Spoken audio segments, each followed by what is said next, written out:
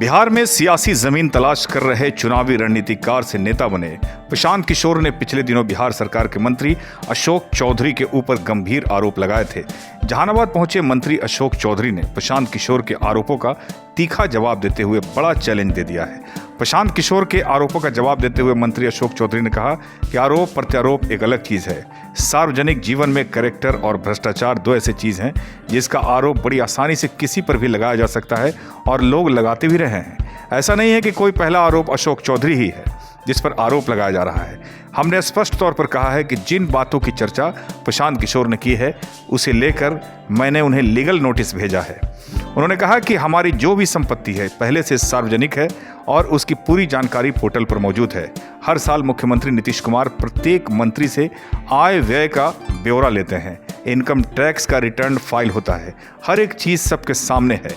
अगर जन सुराज एक कट्ठा भी अनडिस्क्लोज जमीन अशोक चौधरी या उनकी पत्नी के नाम पर बता देंगे तो मैं जन सुराज की गुलामी करने को तैयार हूं। मालूम हो कि बिहार सरकार के मंत्री अशोक चौधरी जहानाबाद के टाउन हॉल में आयोजित महिला रोजगार योजना के शुभारंभ के मौके पर पहुंचे थे, जहां काफी संख्या में महिलाओं की भीड़ पहुंची थी। मुख्यमंत्री महिला रोजगार योजना के तहत जीविका महिलाओं के खाते में 10-10 हज़ार रुपये बिहार सरकार ने ट्रांसफर किया है। जिले के प्रभारी मंत्री होने के नाते अशोक चौधरी ने पहुंचकर महिलाओं को संबोधित किया। एसके मिर्जा, ईशा न्यूज़ के लिए।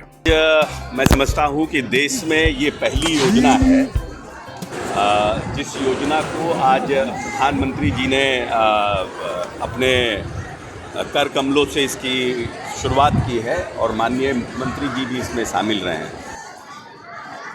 इसमें इस योजना के माध्यम से हम लगभग 75 लाख जो अभी आइडेंटिफाई हुए हैं, क्योंकि फॉर्म का प्रोसेस ऑलरेडी चल रहा है, 75 लाख महिलाओं को 7,500 करोड़ रुपया, मतलब 10,000 पर हेड आज बिहार सरकार सभी जिलों में जितने हमारे बिहार की महिलाएं हैं उनको दे रही है।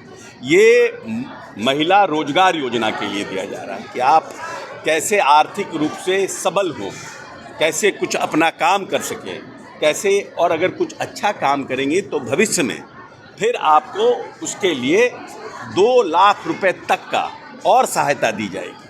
अगर कोई बढ़िया इनिशिएटिव लेते हैं या कोई बढ़िया आप एक नया काम करते हैं तो 10,000 अभी शुरुआत है, 2 लाख तक का आर्थिक सहायता देने का सरकार प्रयास करेगी, जिससे कि आपकी आर्थिक संपन्नता बढ़ सके।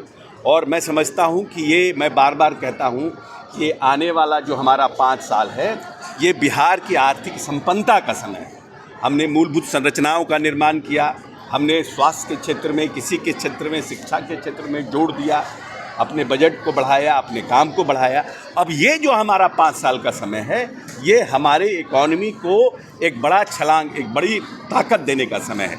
इसीलिए मैं समझता हूँ कि इस योजना का, और ये पूरे देश में ऐसी पहली योजना है, ऐसा नहीं है कि हमने किसी योजना का अनुकरण किया है, ये माननीय मुख्यमंत्री नीतीश कुमार की पहली योजना है कि हम महिला को रोजगारोन्मुखी बना रहे हैं कि आप सेल्फ